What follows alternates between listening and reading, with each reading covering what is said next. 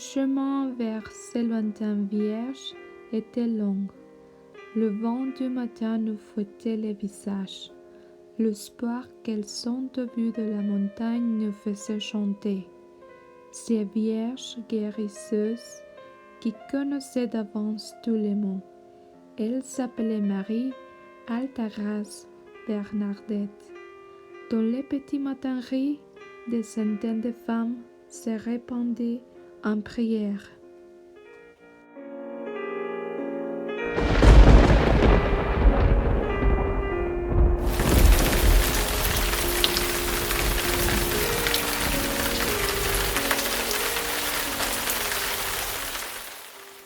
Je regarde tomber la pluie. 1000 gouttes ont chanté sur le tarmac. La vie est belle quand on la regarde de loin, quand on la regarde de la fenêtre d'un aéroport d'ailleurs. J'imagine que c'est encore mieux quand on n'a pas plusieurs morts dans la tête et des adieux à n'en plus savoir qu'en faire. La pluie est belle ici, tendre, régulière. Je suis seule dans un aéroport étranger. J'ai les manches qui dépassent comme des mains moyées, impuissant, dans une demi-foule qui embarque. Je ne veux pas rentrer. J'ai peur de retrouver les regards de ma mère à Port-au-Prince. Chère mère, j'ai peur de vous voir aujourd'hui. J'ai le cœur lacéré. Il va être l'heure d'embarquer, d'avancer vers toutes ces usées. C'est de laver. Cette île qui s'exprime tout bas dans l'arrière-cœur des nordistes, avec ses purulents, sa mauvaise sorte. Mes expressions se résument en 2 larmes qui dégoulinent ou en des colères pour n'importe quelle banalité. En fait, la mort m'a fait honte. J'ai honte quand je perds quelqu'un, honte de le dire, honte de vivre les deuils. Je voyage légère comme toujours, pauvre sans prétention, avec un billet payé par mon père.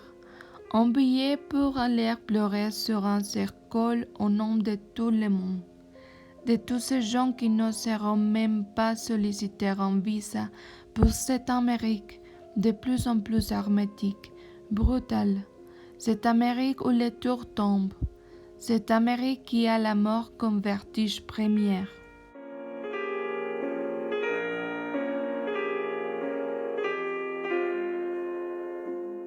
J'ai fait la connaissance très tôt de ces Sud-Floridiens vastes, opulentes, inhumaines, avec des lumières pour cacher ses laideurs, un Eldorado pour des milliers de Haïtiennes, de Mexicains, de Portoricains, boissons très séparées ensemble la journée dans le champ et retranchées le soir dans leurs particularités. Seule union. À chaque occasion les évidents de leur dissemblance ou leur supériorité. Cela dépend qui juge. L'anglais est un pidgin mâchonné, en raison des besoins de communication primaire. Aucun souci d'être sympathique dans l'Amérique des différences, l'Amérique de ceux qui se lèvent tôt et se couchent tard, l'Amérique de tout le monde, l'Amérique du rêve des pauvres, l'Amérique des gens de passage et de vivre vite. Je fais un retour au café de Starbucks. C'est vrai qu'il est différent du café des montagnes de grand-mère. C'est mère qui portait le prénom d'un pays, Argentine. Argentine n'a jamais d'autre horizon que celui des montagnes. Son regard, blotté par je ne sais quel miracle de métissage, n'a jamais vu d'aéroport ni autant de gens sérieux, pressés, emmitouflés dans leur occidentalité. Tous ces gens qui ont raison d'avance.